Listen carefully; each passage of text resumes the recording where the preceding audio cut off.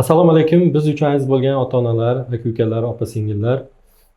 Biz Neuron Plus klinikasiga kelganmiz. Kelishimizdan maqsad Neuron Plus klinikamizda hozirgi kunda dolzarb muammo bo'lgan, ya'ni bolalarda injiqliklari bor, ota-onalarimizni farzand tarbiyasidagi psixologik travmalar bor. Shularda davolaydigan ota-onalar va bolalar psixologi jamoaga qo'shilgan. Ismlari Gulmiraxon. Psixologimizni hozir qisqacha suhbat qilamiz, tanishamiz va qanday davolash choralari bor, qanday davolash usullari bor, shu haqda gaplashgan bo'lamiz. Assalomu alaykum, Gulmiraxon, yaxshimisiz? Va alaykum assalom. Sog'liqlaringiz yaxshimi? Yaxshimisiz Alisher aka? Bugungi suhbatdan juda ham mamnunman. Juda ham ajoyib, chiroyli, manfaatli podkast bo'ladi deb o'ylayman. Inshaalloh, inshaalloh. Bizni uzoq yaqindan juda ham ko'pchilik kuzatadi. O'zbek zabon, nafaqat O'zbekiston, balki butun dunyodagi o'zbek zabon insonlar kuzatadi. Hammada bor muammo, sizni muammoyingiz. Biz shuning uchun keldik, shuni imkon darajasida xalq tilida ochib berishga harakat qilamiz. Bo'lmasam savollar berishni boshlayman. Videomiz savol-javob rubrikasida o'tadi. Bo'lmasam boshlaymiz. Birinchi savolim, endi xalqimizga o'zingizni tanishtirsangiz, kimsiz, qachondan beri ota-onalar va bolalar bilan ishlashni boshladingiz, shu haqida qisqacha gapirib bersangiz. Juda ham yaxshi. Men psixolog Gulmira Nazarova. 10 yillik ish tajribam bor. Asli Andijonlikman. Andijonning Xo'jaobod tumanida tug'ilib o'sganman.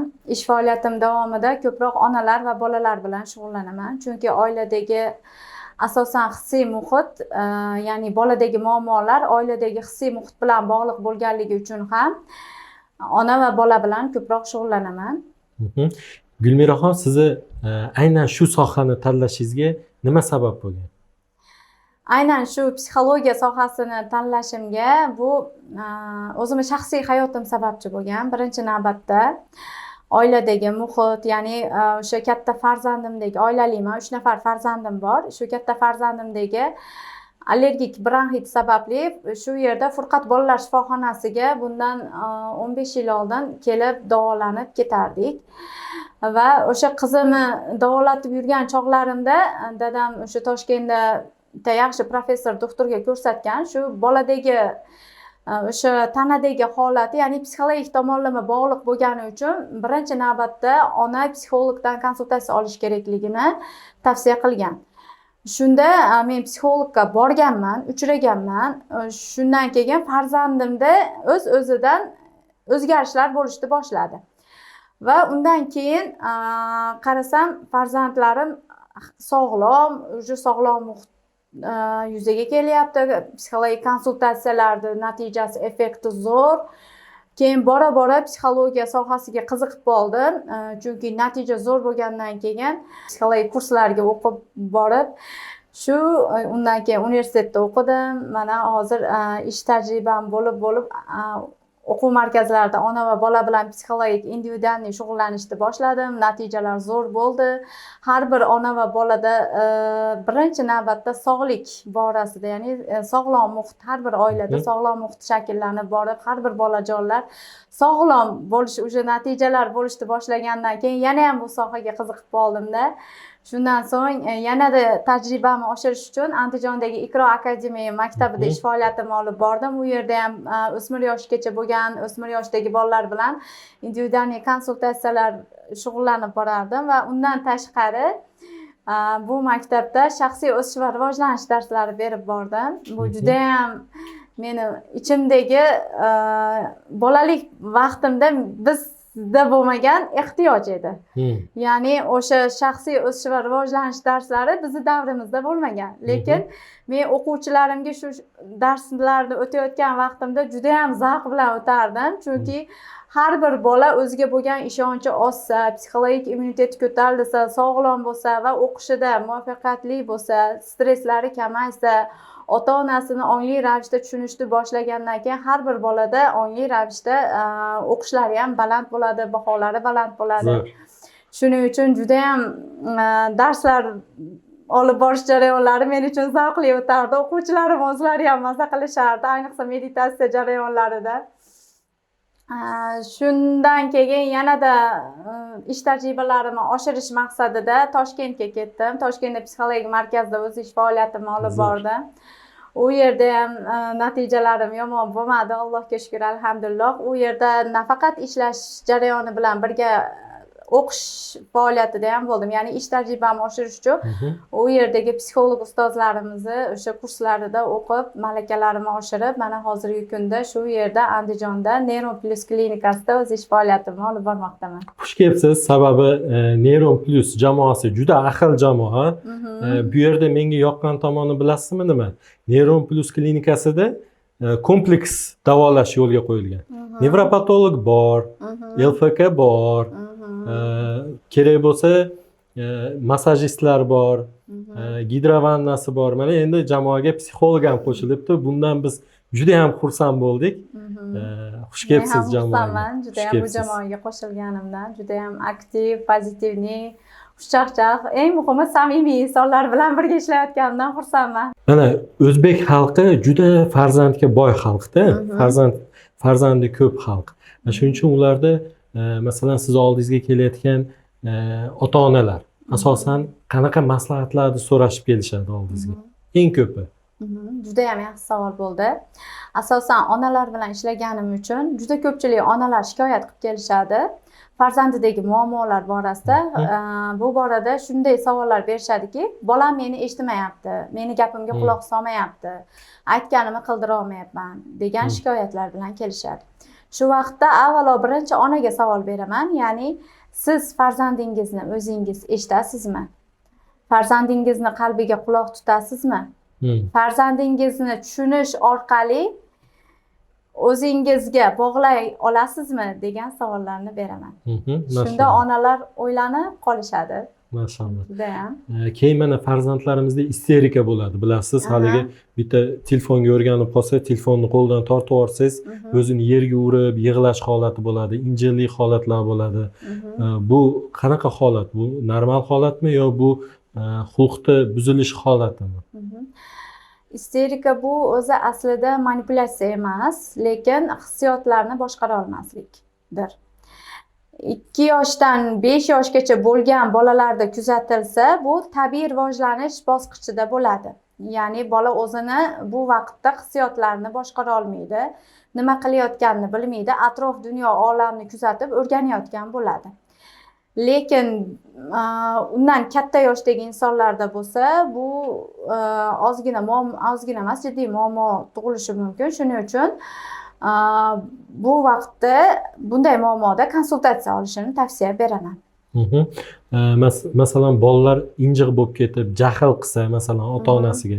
Hozir borku, o'zi kichkina, lekin ota-onasiga jahl qiladi. Shunaqa holatda nima qilish kerak yoki nima qilmaslik kerak?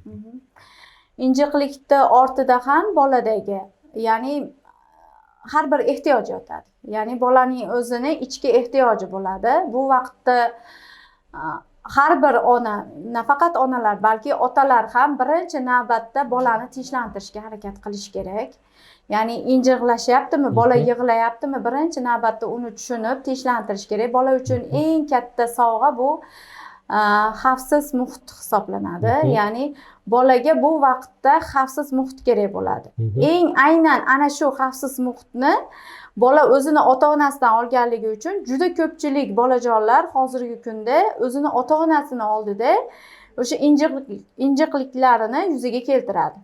Juda ko'p buvijonlardan eshitganman yoki opa-singillardan, "Voy, farzand bolang hozir o'ynab o'tirgandi, sen kelishingga shunaqa injiqlik qildi" deb onam aytadi yoki opa-singilim aytadi degan hali konsultatsiya vaqtida shunaqa, nimaga endi farzandim aynan meni oldimda injiqligini boshlaydi, boshqa vaqtda o'ynab maza qilib yuradi, aylanib, ishi ham bo'lmaydi, boshqa narsalarga tinch, spokойно yurgan bola meni ko'rishiga injiqlik qilishni boshlaydi degan savollar bilan murojaat qilishadi onalar.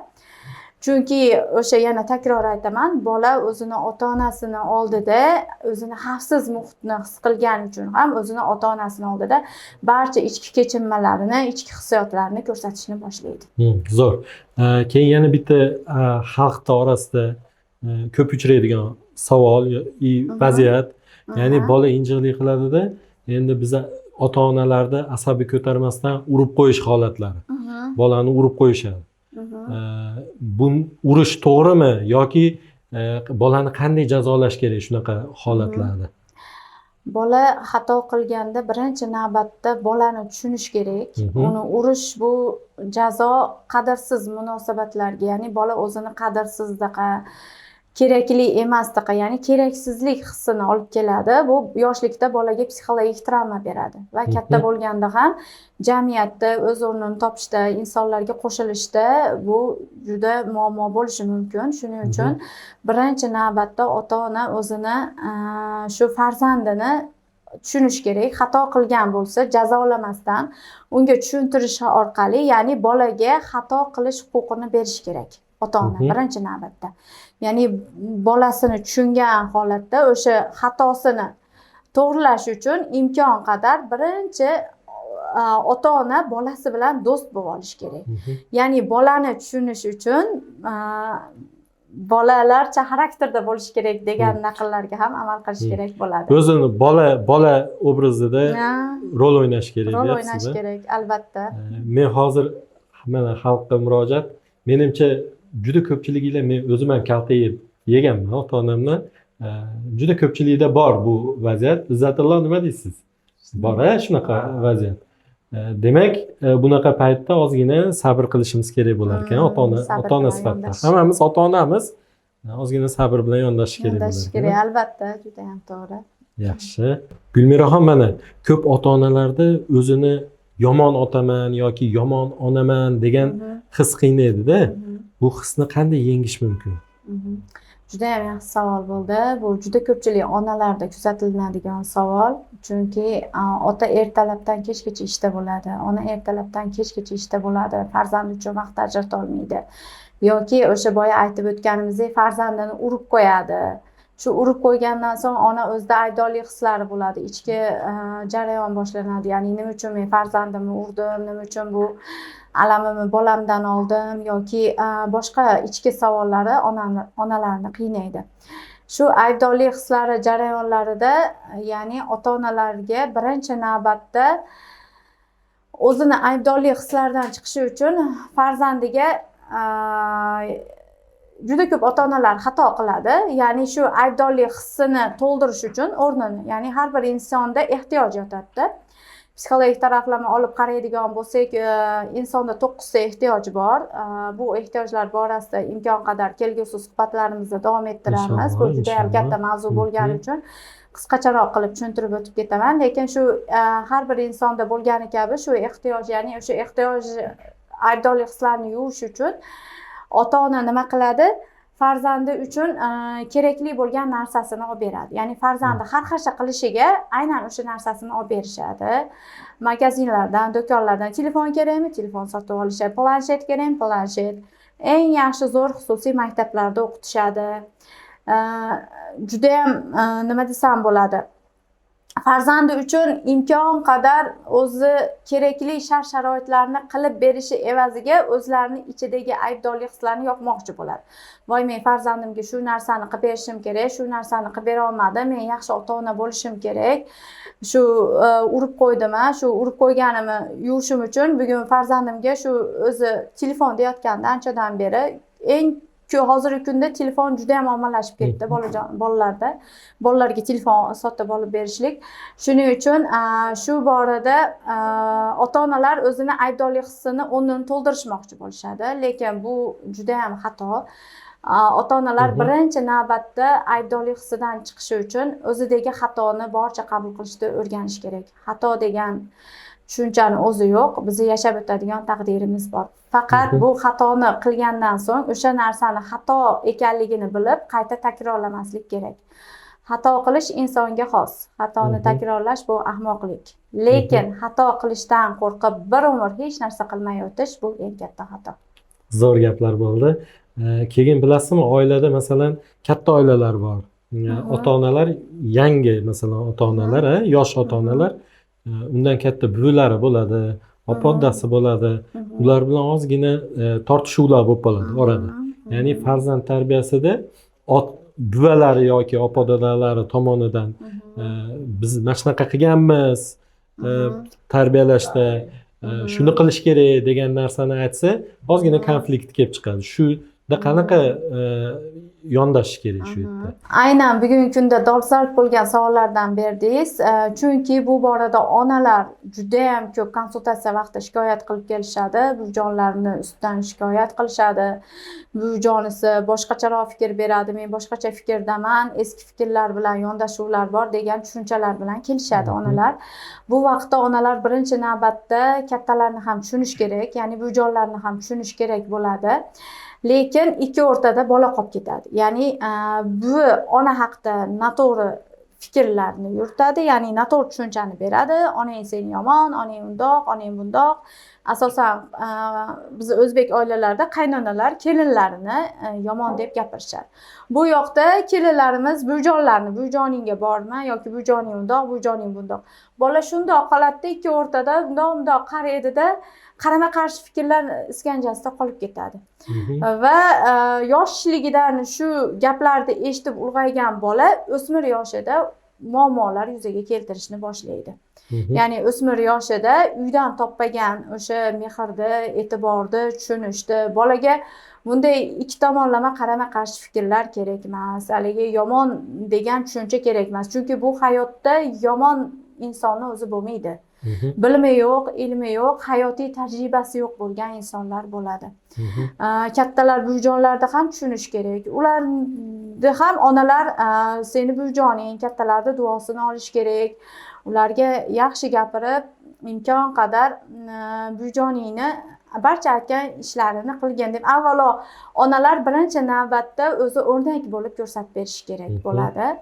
Shuning uchun, chunki qari bilganni pari bilmaslikda, imkon qadar buvijonlar ham g'animat, ularni qo'llab-quvvatlab, tushunib, farzandiga o'sha buvijonisi noto'g'ri fikr aytsa ham, buvijoning seni juda ham yaxshi ko'rganini aytgan. To'g'ri, bu fikrlari noto'g'ridir, lekin bolajonim deb turib, ona o'zini farzandiga yoshlik chog'idan ongiga, miyasiga sog'lom fikr tushunchalarni berishni bilish kerak. Chunki boladagi sog'lom fikr tushunchalar bolani kelgusi hayotini belgilab beradi. Kelgusi hayotida namoyon bo'ladi. Zo'r. Sababi mana uyda yosh kattalarimiz bor, bularni duosini olishimiz kerak.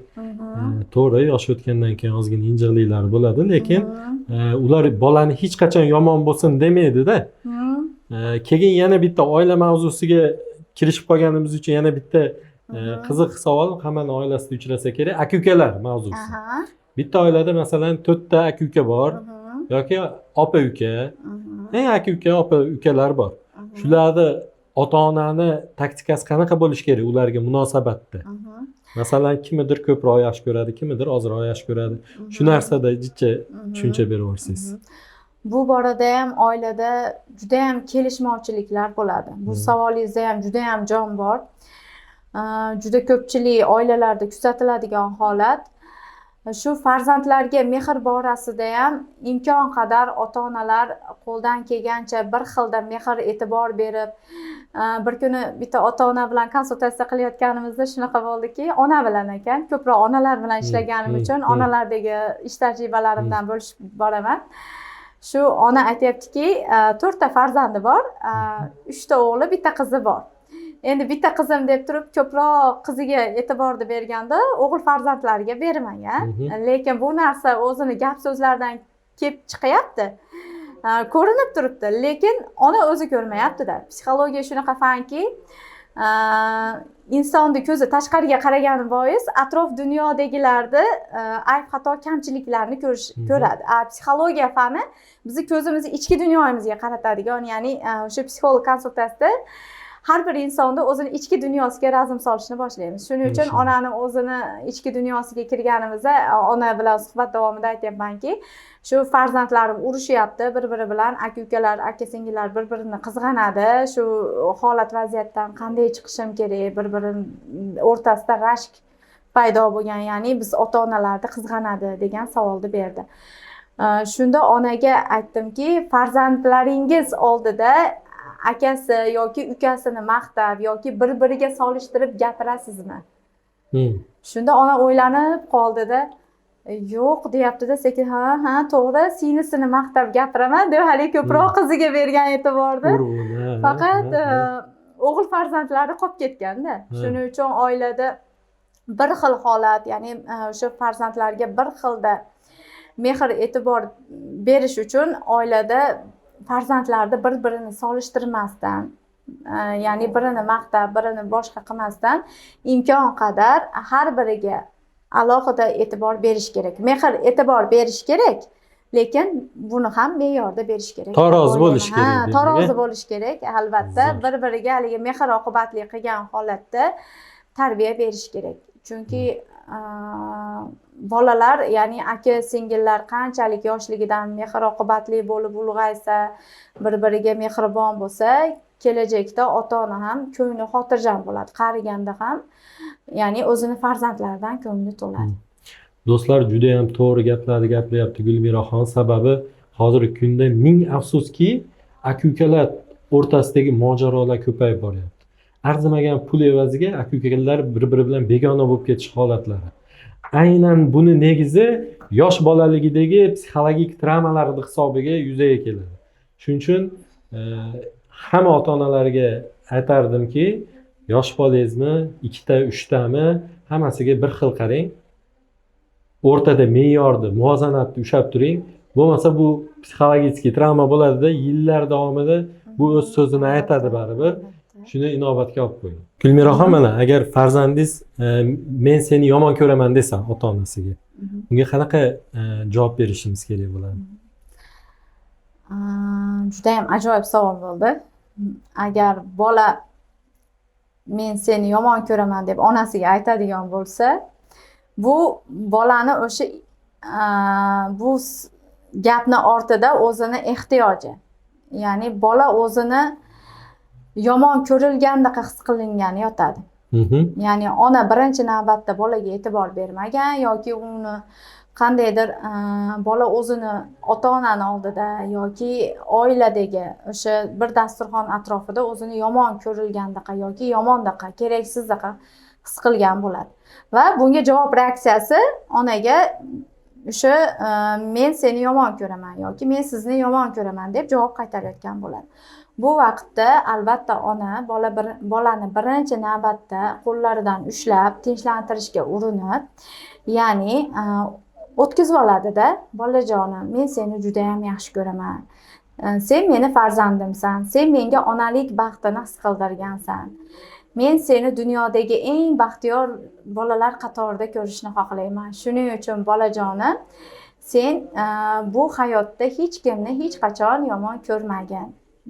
Biz ota-onalaring hamma farzandlarimizni teng bir xilda yaxshi ko'ramiz deb bolani mahkam quchoqlab, bag'riga bosib, kechqurun uxlatishdan oldin u necha yoshda bo'lishidan qat'iy nazar imkon qadar o'sha o'smir yoshgacha bo'lgan vaqtda albatta kechqurun uxlashdan oldin bola uchun eng kerakli bo'lgan chiroyli ertaklardan, allalardan aytib, bolani boshini silab, bolaga mehr e'tibor bersa, o'sha bolada albatta har bir insonda bo'lganidek bolalarda ham kichkinagina murg'akkina qalb bor.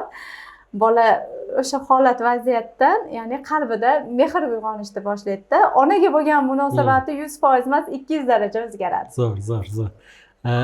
Hozir o'smir yoshdagi deganingizga yana bitta savol tug'ilyapti shu joyda. Mana o'smir yoshga o'tadi, balog'at yoshi. Balog'at yoshiga o'tgandan keyin ota-ona bilan farzand o'rtasida ozgina bog'liqlik uzilib qolish holati bo'ladi. Shu holatda bolani haligi переходной возраст deb qo'yadi. Aynan shunda qanaqa o'zini tutish kerak ota-onalar? Qanday bog'liqlikda tiklash kerak bo'ladi? Juda ham yaxshi savol bo'ldi. Hozirgi kunda konsultatsiyalarimni asosan eng ko'pini o'smir yoshdagi bolalar bilan bog'liq bo'lgan muammolar tashkil qiladi. Juda ko'p onalar konsultatsiyaga o'smir yoshdagi farzandlarini olib keladi. Buni asli negizida asl sababi bolalik vaqtiga borib taqaladi. Ya'ni bu o'smir yoshda o'sha muammolar yuzaga kelmasligi uchun birinchi navbatda o'sha ota-onalar bolalari bilan farzandini yoshlik vaqtidan do'stona munosabatda bo'lishi kerak. Ya'ni ona va bola ko'prigini qurib olish kerak bo'ladi. Ya'ni yana bitta tarbiya usuli bor. Bu avtoritet tarbiya usuli ham deb ataladi. Bolani o'sha yoshlik paytidan ota va bolani o'rtasida ona ko'prik misoli bo'ladi. Ya'ni birinchi navbatda o'zi aslida ota-onalar o'zlari o'rnak bo'lib ko'rsatib berish kerak bo'ladi. Chunki bola eshitganini emas, ko'rganini qiladi. Shuning uchun ona qanchalik oilada otasini hurmat qilsa, hurmatini joyiga qo'ysa, ya'ni bolalarni oldida, ya'ni o'sha dadasini ishdan kelish chog'iga, ya'ni tayyorgarlik jarayonlari. Hozir dadajoning ishdan keladi, birgalikda mazza qilib ovqatlanamiz, suhbatlashamiz. Shuning uchun dadang kelgunicha shu narsalarni tayyorlab qo'yaylik deb hali otaga mehr hurmat ko'rsatib qo'ysa, bolalarda ham shu narsa shakllanadi. Va birinchi navbatda oilada o'zi asosan bolalardagi muammolarda ona ko'proq muhim rol o'ynaydi. O'g'il bola tarbiyasida ota muhim rol o'ynasa, lekin qizlar tarbiyasida ham ona muhim rol o'ynaydi. Haligi mavzu ichida mavzu bo'lgani uchun ozgina kirishib bersak. Shuning uchun ona imkon qadar bolani yoshlik paytidan o'sha o'smir yoshgacha bo'lgan vaqtda tushunib, gaplashib, qanchalik bolasini oilada, ya'ni juda ko'pchilik onalar xato qiladi. Otang kelsa aytaman seni. Otang ishdan kelsin deb turib, haligi xato qilib qo'ysa qo'rqitib qo'yadi.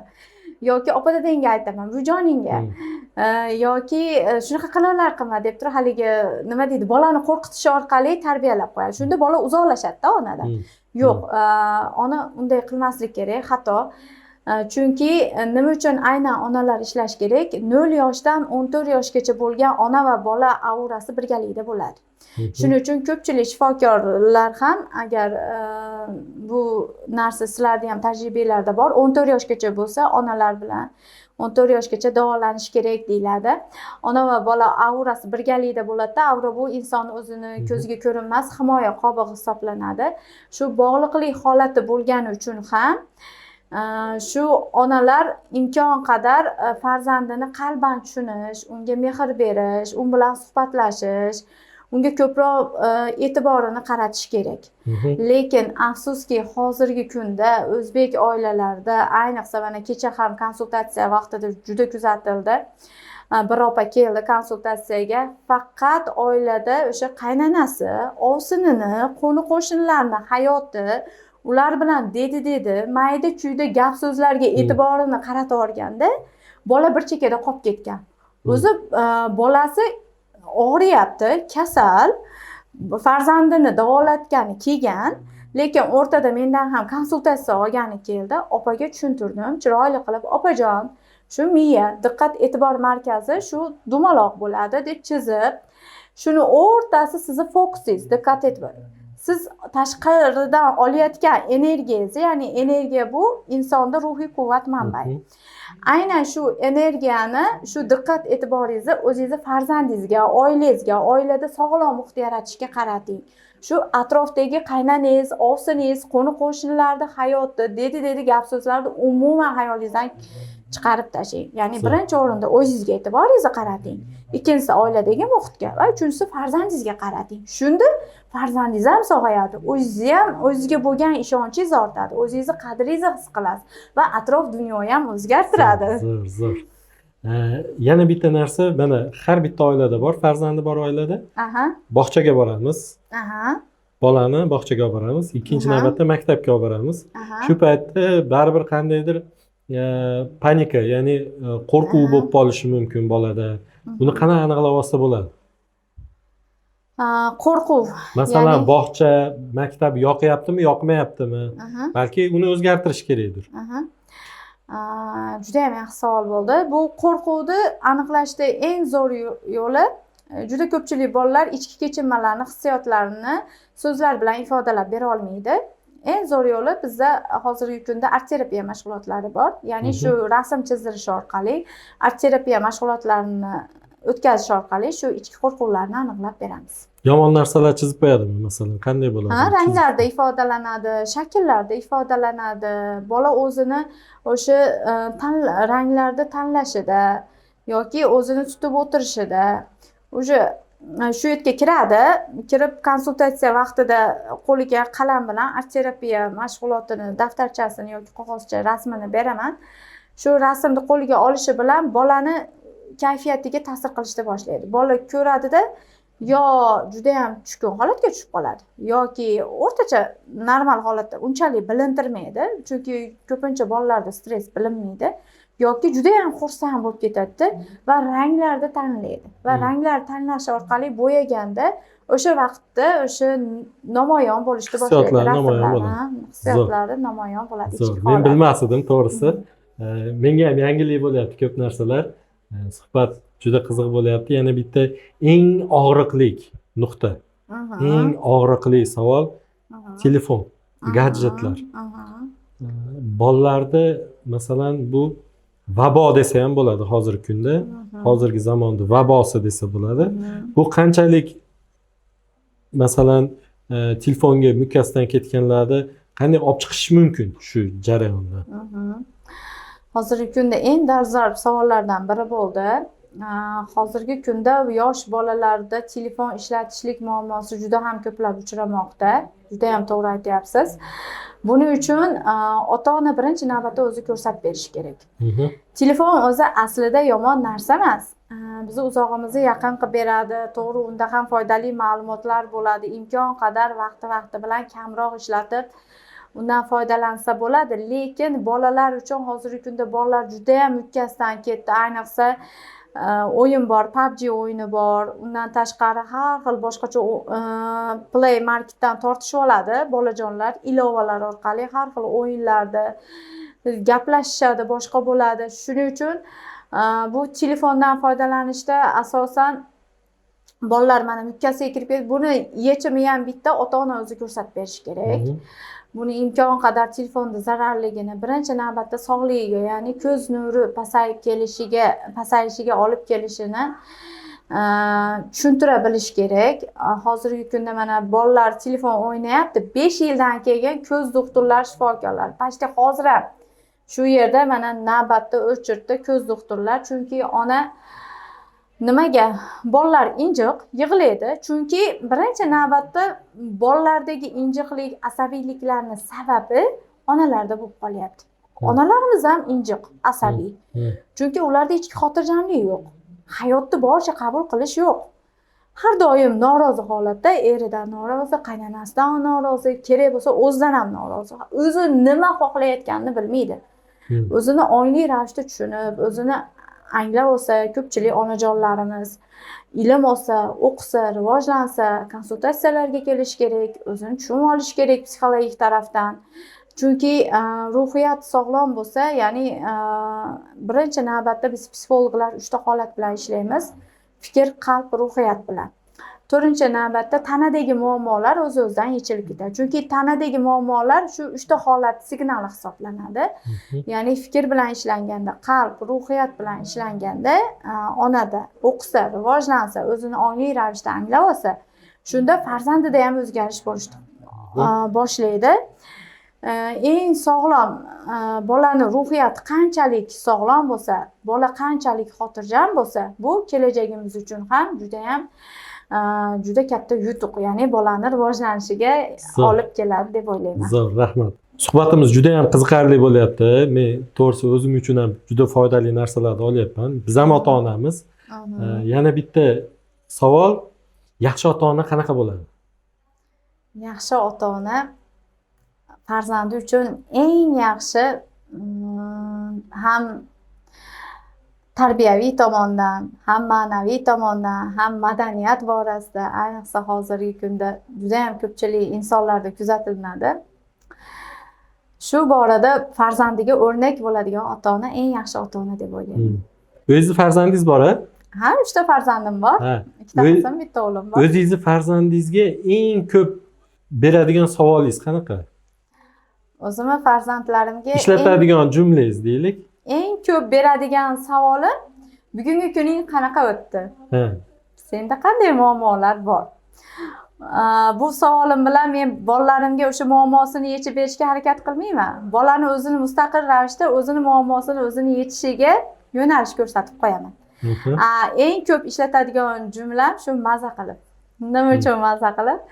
Chunki farzandlarimga aytaman, bolajonlarim, kelinglar birgalikda maza qilib ovqatlanamiz. Yoki bolajonlarim shu maza qilib cho'milinglar basenda yoki maza qilib birgalikda opa-ukalar o'ynanglar.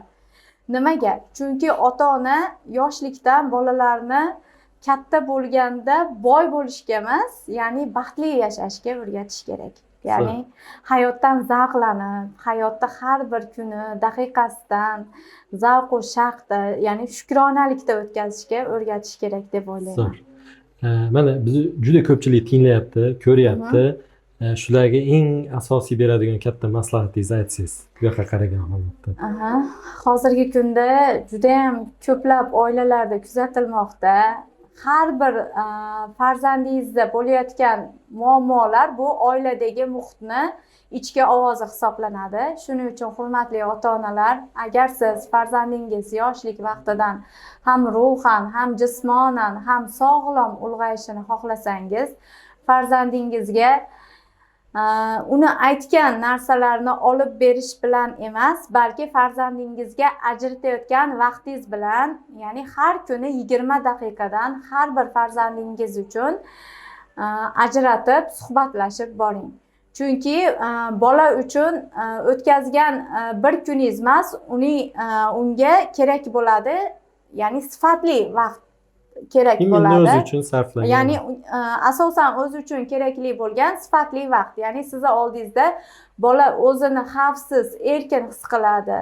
Sizga ham ruhan bog'langan bo'ladi. Farzand eng kuchli ruhiy quvvatni o'zini ota-onasidan olganligi sababli ham siz bir kunda farzandingiz uchun 20 daqiqa vaqt ajrating, dildan suhbatlashing, uni ichki dunyosini tinglang, uni ichki hissiy kechinmalarini tushunishga harakat qiling. Siz farzandingizga qanchalik yoshlikdan tushunib, mehr e'tibor bersangiz, albatta kelajakda o'z mevasini olasiz. Yana bir bor aytaman, farzandlaringizni yoshlikdan boy bo'lishga emas, katta bo'lganda baxtli yashashga o'rgating. Zo'r. Rahmat kattakon, suhbat men uchun, biz sizni kuzatib turgan butun xalq uchun juda ham manfaatli bo'ldi deb o'ylayman. Azizlar, agar siz ota-onasiz, sizni oilangizda hozirgi suhbatimizdagi muammolar kuzatilyapti, farzandingizda, oilangizda deylik, shunaqa holat sizda ham bo'ladigan bo'lsa, bemalol konsultatsiyaga yozilishingiz mumkin Gulmiraxonga. Buning uchun biz opisaniyada va kommentariyada telefon raqamlarini qoldiramiz. Bemalol aloqaga chiqishingiz mumkin va joyingizni band qilishingiz mumkin bo'ladi. Bir kunda 10 ta uzog'i 15 tagacha konsultatsiya qabul qila olamiz xolos. Shuning uchun joylar chegaralangan, joyingizni band qilib oling. Menimcha bu oilangiz uchun eng katta kiritgan sarmoyangiz bo'ladi. Sababi bu oilani muhitini yaxshilash uchun albatta psixologda konsultatsiyasidan o'tishimiz kerak. Hozir psixologlar ko'payib ketdi, lekin aynan ona bilan, bola bilan ishlaydigan psixologlarda men tarafdoriman. Bunaqa psixologlar ko'paysin. Sababi hozirgi kunda juda ham muhtojmiz bunaqa psixologlarga. Sizga kattakon rahmat. Sog' bo'ling, omon bo'ling. Juda ham manfaatli suhbat bo'ldi. Xudo xolasa yana bu suhbatlar davomiy bo'ladi. Yana bir kelamiz inshaalloh. Yana bir chiroyli mavzularda suhbatlashish nasib qilsin. Ilohim aytganingizga rahmat kattakon. Sog' bo'ling. Rahmat.